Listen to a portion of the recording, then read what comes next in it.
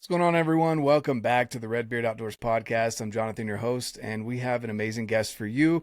We've got Britt Mace, and Britt is just an outstanding competitor and member of the Phorm Outdoors community. We'll get into a little bit more of that, but guys, you're joining in today every other Thursday during the whole year of 2024.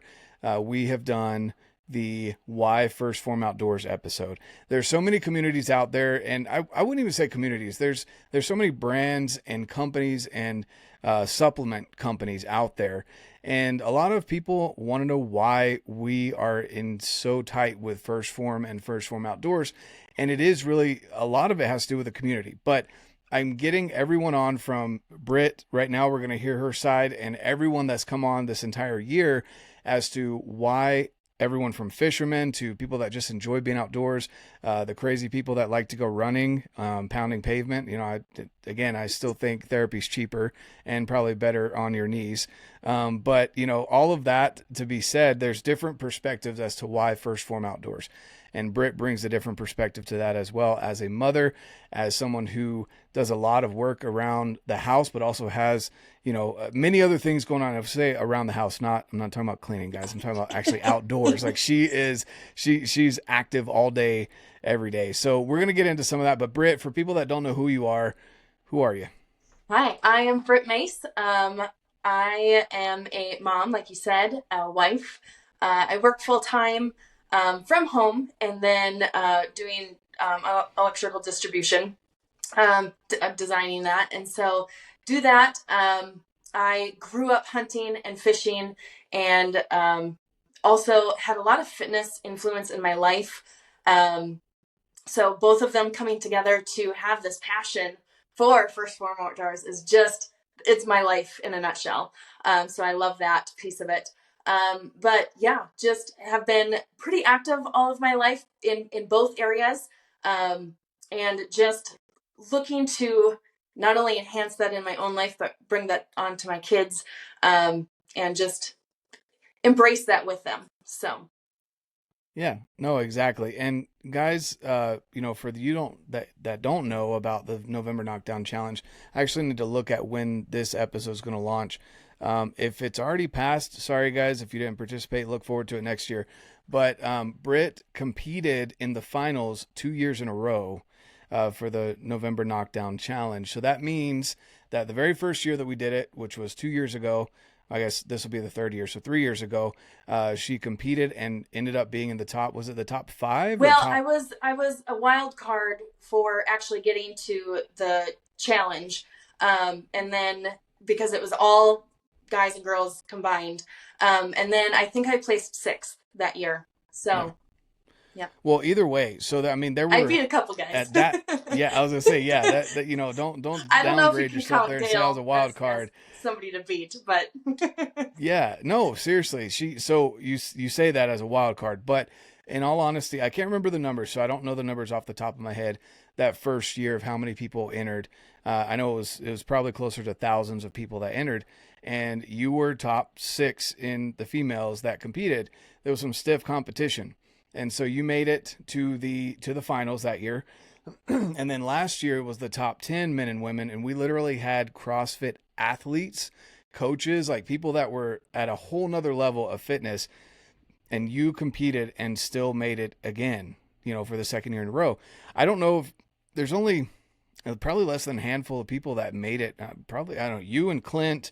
I'm trying to remember who else made it a second time. It was me, Clint, Skylar, and Brandon. That made it back. Okay. Yeah. Yeah. Yep. So you were the only female that was back to back. Yeah. So, you know, that's a big deal. That's huge. And again, seeing Britt out there competing in the finals in person, I can attest to the fact that she just left it all out there on the field, which all the competitors did that were there. And on top of that, you had an amazing attitude. Even if you didn't win that particular challenge or whatever, you grinded it out. And then at the end, there was always hugs, handshakes, everything, smiles. And you kind of go internal and criticize yourself, but you weren't like trying to pull other people down. And that's what a big thing that I love about the Phorm Outdoors Knockdown Challenge. This year, the November Knockdown is a little bit different, and I recommend people go and check it out. I think this is coming out the end of November, so the majority of it will be past by the time this episode comes out. Sure. But for the last couple of days of November, I recommend you go and check out the First Phorm Outdoors Facebook group where Jake did a live and explained what we're doing this year. It's a little bit different, so everyone can get involved and feel as though they're a part of it, and not be intimidated by people like Britt. No, There's nothing to be intimidated. Those other girls, man.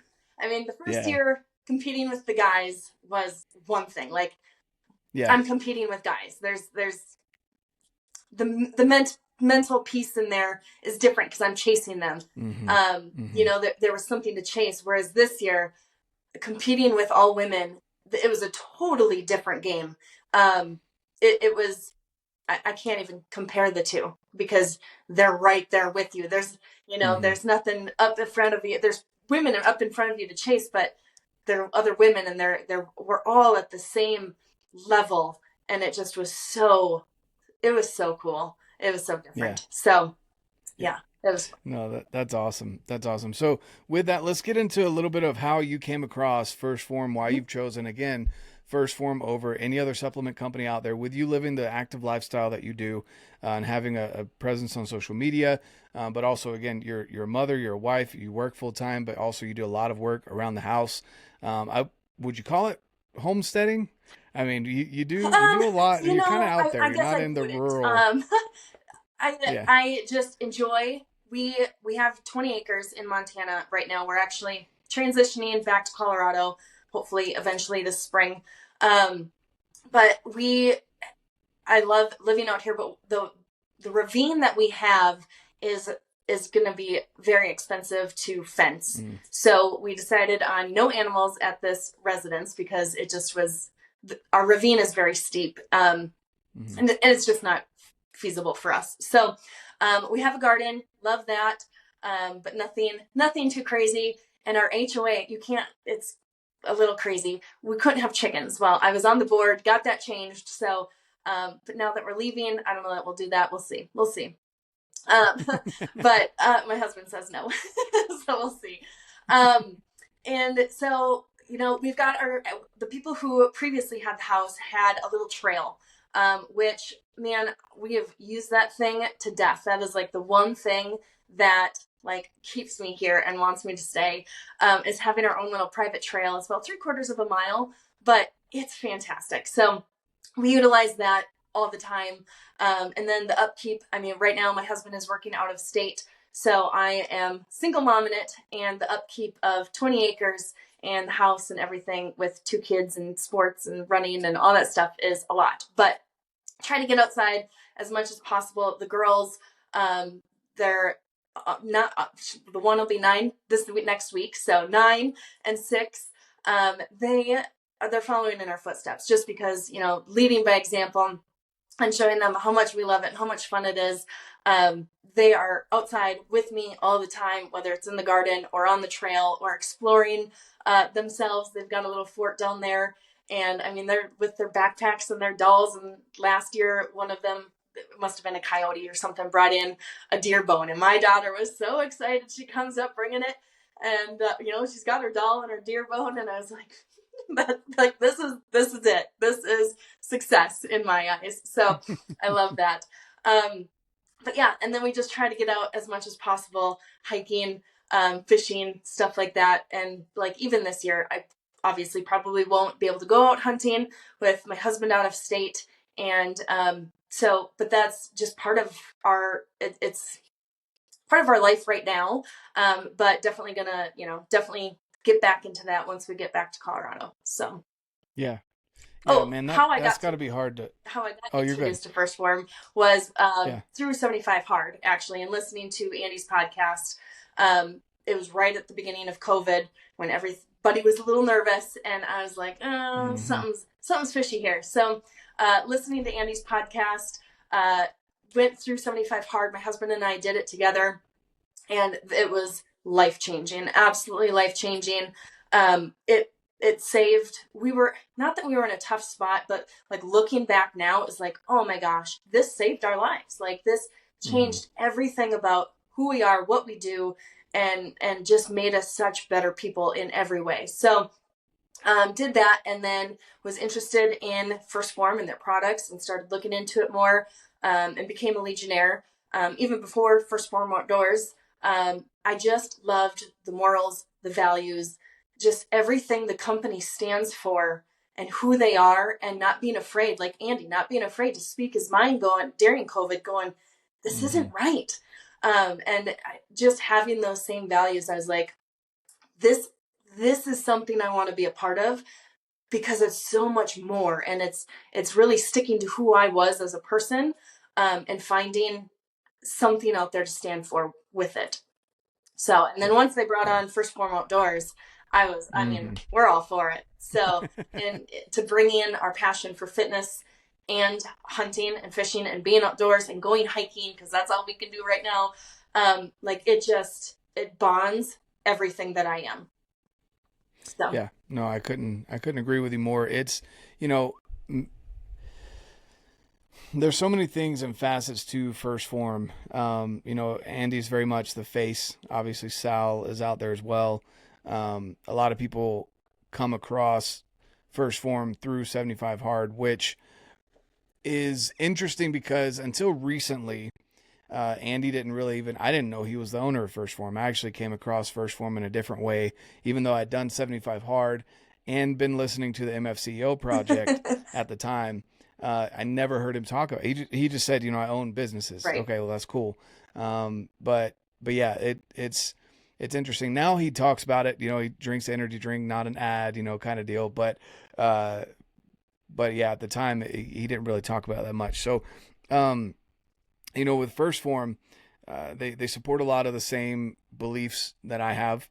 They're not overtly, I guess, over the top Christian per se. When I say over the top, as in like they don't have a cross on their, right. on their stuff, but they do talk about Christian values, and they don't discriminate against people that aren't Christian. But he definitely does talk about God, and his experience with that.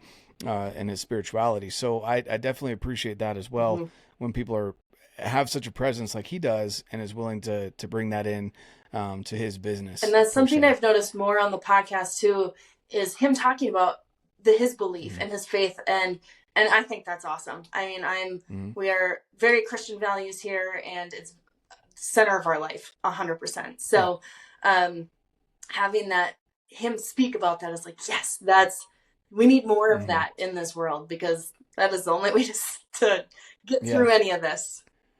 Yeah, exactly. So with that, you got introduced to First Phorm. Then of course, First Phorm Outdoors came around. It was right around 2021 or so, when it officially launched out there for people to see. And so with that, you live a very active lifestyle. Were you a college athlete or high school athlete? I mean, I'm really terrible at sports. I played.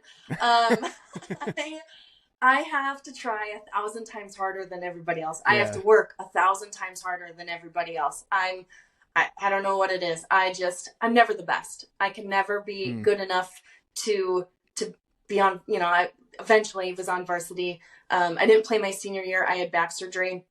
And so my whole senior year was shut down. But up until that point, I was never good enough to be a starter. I wasn't the top runner. I, did volleyball, track, and basketball, and some softball in the summer, but nothing it was just high school sports. In college, I think it was my freshman year, towards the end, I started to get into group fitness and teaching classes, got my certification, and absolutely fell in love with it. It was just the perfect fit for me at that time. And I did that all through college, and then did a little bit after, along with some personal training. And then actually once we moved, we are originally from Minnesota. We moved to Colorado, and I kind of fell out of it. We just were super busy. I didn't know the place, it was just new waters. And I kind of fell out of everything. Once I had our first daughter, I got back into shape really well after, I wouldn't say that.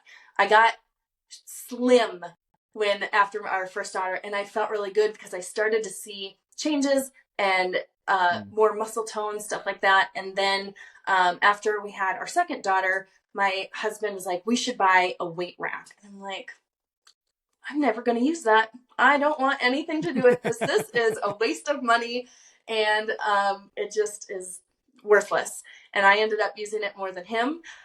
He's a lineman, so he's never home essentially, and especially for childcare and stuff like that. That way, I can have a gym at home. Was really what he was thinking, and I fell in love with it and just started lifting more and got into it that way. But I am the least athletic person, and just I lived actively, but it wasn't necessarily like, oh, I'm really good at it. So Yeah, yeah. No, I get that. And it's definitely, it's interesting, for people that that are out there, maybe just to break it down a little bit, being an athlete is definitely different than just lifting weights. There's the pretty muscle and there's the strong muscle, and you kind of, that's simplifying it, but in all reality, you have to have that coordination. There's the muscles and tendons that go into athletic movements that if I try to do half the stuff that professional basketball players do, I'd probably end up rupturing my Achilles or something, because it's not used to that kind of strain. And so you have to train and build up that tolerance in your body for that. It's just like if you tried to go off-roading in a Tesla car, not a truck. A Tesla truck would probably only go 50 miles anyway. But but no, like bodies are built differently and the way you train as well is it goes into that. But I will say, you may not be an athlete as far as traditional sports go, but again, I'll speak to watching you guys out there compete. There was definitely a lot of athletic movements the whole thing was athletic movements for the November Knockdown finals. It wasn't just static squats or bench press or do some push-ups and go shoot your bow. I mean, you guys were running in mud, which again, that's something that is way different than just running on pavement. Both of them are crazy, but that's to for whoever wants to say that. But yeah, exactly. Again, it would be cheaper to just go to therapy than to beat up on your knees. I totally agree. I agree. I used to love running, and now it's like I go a mile and I'm like, I'm done. My back is shot. Yeah. Like, I'm over it. So no, I agree. Exactly. So, but no, you were lifting things in different and awkward positions. And I mean, there's a lot of athletic movements built into the November Knockdown challenge. And then on top of that, the finals. So you may not be an athlete in the sense of basketball or football or something like that, but I'd say a hybrid athlete, the fact that you're able to go out there and compete as a mom, you didn't let that wear you down either. I mean, your body literally has created multiple human beings and has been ripped apart and put back together, and you're out there still competing with the top 10 women that made it out there. So that should speak volumes to the person that you are and the type of training that you do. Wow. So maybe not traditional athlete, but I would say you're an athlete. Thanks. Especially with what you're doing. I sure don't. Yeah. Compared to those other girls, man, they're just, it's pretty crazy. It's cool. It's cool to see that just everybody's such a different walk of life that was there. And to be able to compete with them and keep up, I mean, it was an honor. So. Yeah. No, for sure. And guys, I will say, just kind of following along throughout the competition, you weren't just keeping up. Like, you were in the top tier for the majority of the competition. I think points overall, I'm trying to remember, I don't want to misquote it, but I think you ended up like tied for second or something like that. Third. Like you were, yeah. So you were right there. I mean, it's not like you were back of the pack, which even if you were, that's still, again, top 10 out of thousands. Like that's amazing. So with that, how did you get into archery? What got you into that? And is that your favorite method of hunting? I got into archery by sitting on a 5-gallon bucket at the bottom of my dad's deer stand at a very young age. I remember, I was probably, I don't know, maybe 8, at that point, maybe even a little bit younger. I remember it'd be freezing. I'd pull my hat over my face and just hunch down and not move.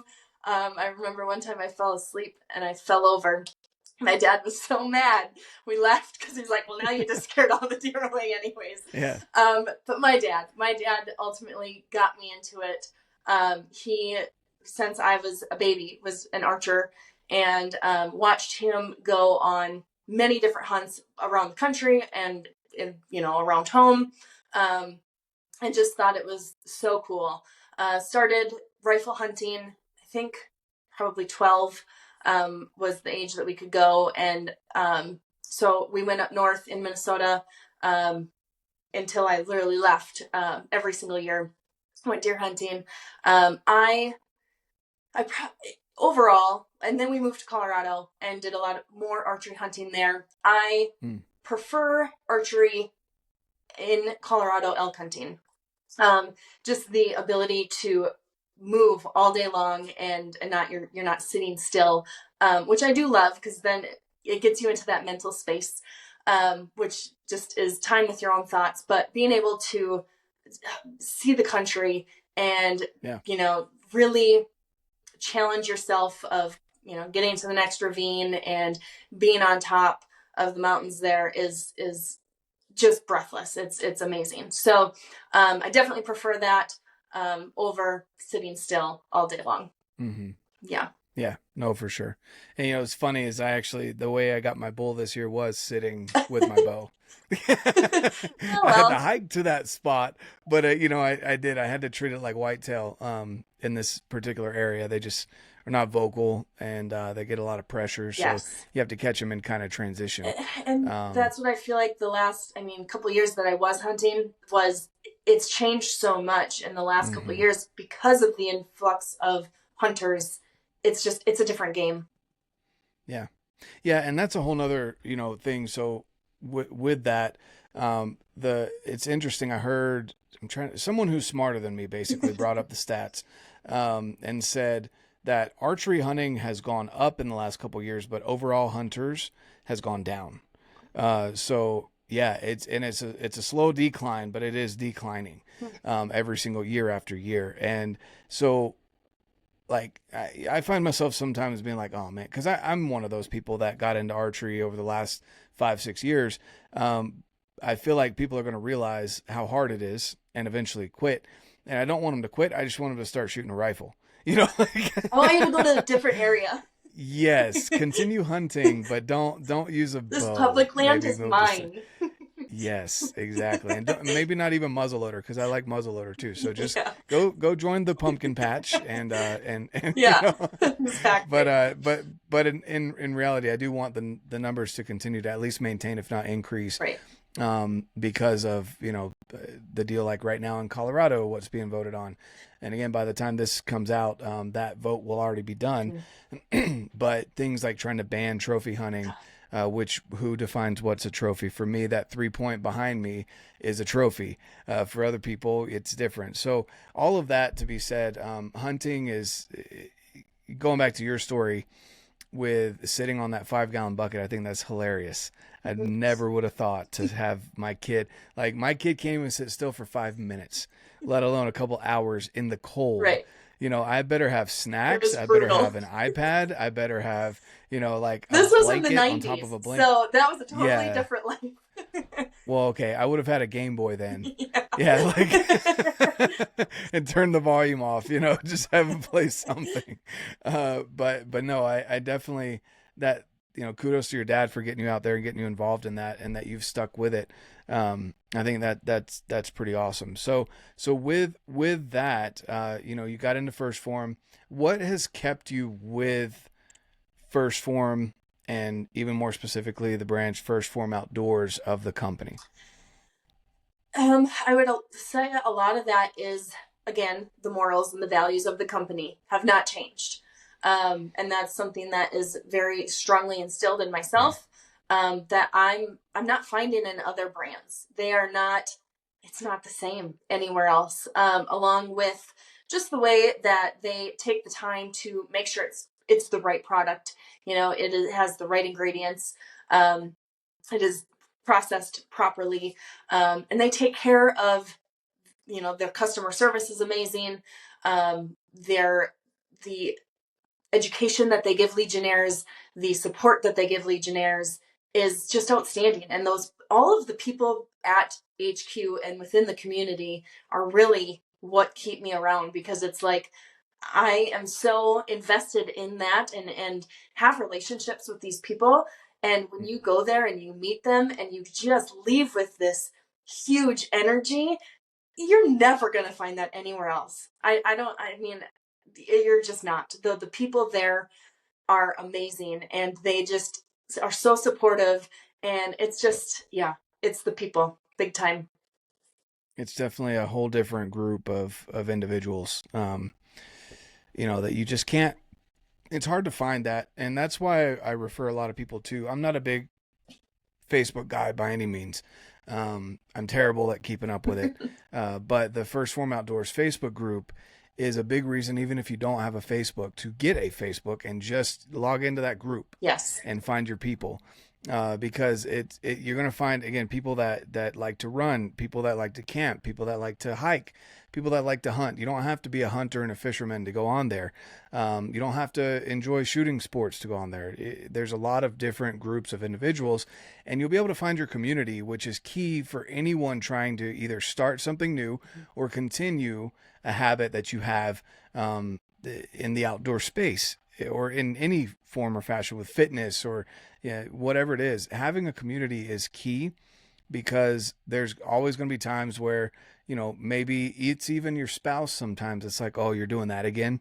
Oh my gosh, you went out hunting and you didn't come back with something again. What are you doing up there, kind of deal. And so that's why I started having to actually kill things, because she was starting to question why I was going up in the mountains with men so much. No, but coming back with something, she's like, okay, it makes sense now. Right. But in reality, like, it could be everything from your spouse just not understanding what you're doing as you start a new habit, and justifiably so. People that know you and then you're trying to make a change can be different. Or again, if you're on your fitness journey or you're a mom, that maybe you work in the home, or you are, I hate to say the word stuck, but kind of stuck in the house all day with the kids, that can take a toll on you. Yes. And so having that community of people you can reach out to and just voice your frustrations or worries or concerns, and helping you stay on track is very, very crucial. And that's what that group is all about. Yeah. And I think it was kind of misconstrued in the beginning when it first got started. Like, you have to be a hunter, you have to be fishing, you have to be involved in killing things. And it was like, no. Like, I'm not doing that right now. And I'm a part of this group. There's just the experience of the outdoors that's why we're all here. And I feel like I had posted, right away in there of like, hey, I'm not doing any of these things right now. Yeah. I just like to go hiking, and do those types of events. And people are like, oh, I like to do that too. And then they start posting pictures. And then people are like, well, I like to go, just for a walk outside. It's like, that's all it's about, is just enjoying that and being with nature and getting others involved in this. You're going to find your people in there, because we all have different, interests and habits and activities and things like that, but we all have the same mindset of becoming better, finding good habits within our lifestyle and enjoying the outdoors. Like, that is the main focus of the group. And as long as you are being a great contributor to that, like, that's where you need to show up and be involved. And ask the silly questions. I mean, there's so many moms in there just like me who maybe aren't hunting, are just hikers and work, or maybe stay at home. And there's another mom struggling with meal prep. Man, ask the question in there. All those moms are going to hop right on that and be like, here's what I do. Here's what's working for me and my family. And there are no silly questions, So having that support is crucial, especially like you said, when you don't have that support at home. When I first started doing 75 hard and getting into everything, my husband was like, why are you doing this? And he'd bring, that doesn't seem healthy. 2 workouts a day. Yeah. Right. Oh yeah. And when I was starting to change, and then, and maybe only having 1 beer when we went out for dinner and not getting hammered and, like those types of things, he was like, I was a drag to him because I was changing and he wasn't. And then all of a sudden, you know, he joined me in 75 hard, you know, a couple weeks later, and, you know, got on this roll. But then there was, even when we were done, it was, sometimes it feels like they don't understand why you want to change so much. And so he, not in a bad way, didn't know it, but was like, I want to go out. I want to go do these things. I want to drink. I want to eat cakes, all these things. It's like, no, I'm not. I'm going to, you know, stick with my workouts and do this. And I was working out at like 8 o'clock at night and getting up super early. And he's like, why are you doing this? And now, man, he's more on it than I am. So to keep that and be involved in that, to finally, the more you lead by example, the more they're going to jump on. But in the beginning, and not having that support, a lot of people are going to go, he's my only support. Yep, I'm going to drop out and back down. And then you find yourself getting back into it. And you're like, man, if I went to quit, I'd be so much farther ahead. So definitely use the support in there. And everybody's so great in there. Like they just are. They're great people. And you post something and they love you for it. You know, everybody's just showing their love and appreciation for all of the posts that get posted in there. It's super cool. And I would agree. There's definitely, like, especially this time of year, a lot of people are posting what they've killed or what they're out fishing, but definitely don't feel like you have to do that, right? Because there's a lot more to it. I think at the beginning, especially, and we discussed this kind of behind the scenes of a lot of the people that were kind of the cornerstones outside of headquarters as well, helping with social media and the brand. A lot of us are hunters. And so it came off kind of that way.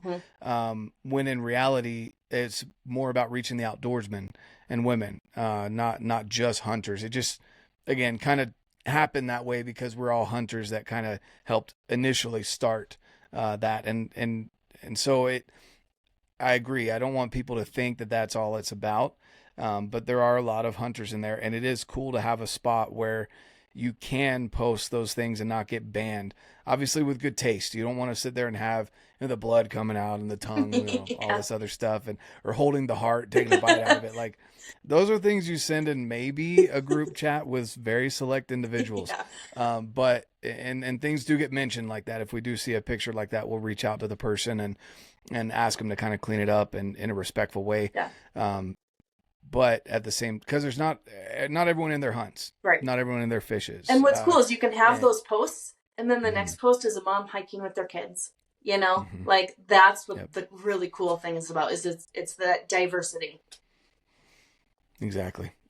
So yeah, definitely recommend that. I was going to ask you what your top 3 things are why you stuck with First Phorm, but you kind of listed them all, plus some, which I appreciate. That's definitely, you know, just to kind of highlight them for the people. You know, you mentioned the education. You specifically said the Legionnaires, which I agree with. It's not a company where you're all of a sudden you send an email or a text, you get your ambassador code, and then you're good to go. And you just push product. That's not how this works at all. They expect continued education and you living the lifestyle as well, and knowing what you're talking about, because they want you to be able to articulate to other people if it is something that they could use in their own diet or their own nutrition plan. Why? Not just, you know, you need caffeine because you're tired, or you need greens because you're bloated. Like that's not it. Right. Like, and so that I do appreciate that as well as a customer, people can call the support line and get that education as well. You can also reach out to the person that gave you the link and get that education from them. And so there's so many different things there with the education that it's not normal for other supplement companies out there. Most of the time it's like, here's your stack. This is the stack I take. Great. Go. And a lot of people are like, oh, I've been taking this for 2 months and I don't look like so-and-so. You know, it's not how that works. Yeah. Right. And the live streams too have great information for all app users too. Yeah. And that's the other thing too, is the app, you know, the live streams, the classes, the education in there, but also being able to track your nutrition, reach out to an actual person advisor, not just a robot that's going to spit out some meal plan to you. Right. You actually get someone there, which for $13 a month, if you can prove me wrong and say that you have a personal trainer, an education system, and a way to track your food for $13 a month, you won't find it. Please correct me. Yeah. You won't find it. And honestly, I don't think there's even another app that's that's remotely close to this, of having Mm-hmm. all of those options. Not that I've seen. Yep. Exactly. Exactly. And then, of course, the quality of products. That's another big thing as well, which we just came out with our clear protein, which is even better for people that are maybe lactose intolerant or have some other issues with their diet. That's an amazing option. Excuse me if you can hear my dog in the background. He's got to let everyone know someone came to the front door. Right? And then I'm trying to think of the community. You mentioned the community and just the people, all of that, and the values of the company. If anyone out there has the opportunity to go to headquarters, you will see that it's not any different than what they put out online. It's something that you will notice that there's no cleaning crew. They clean up after themselves.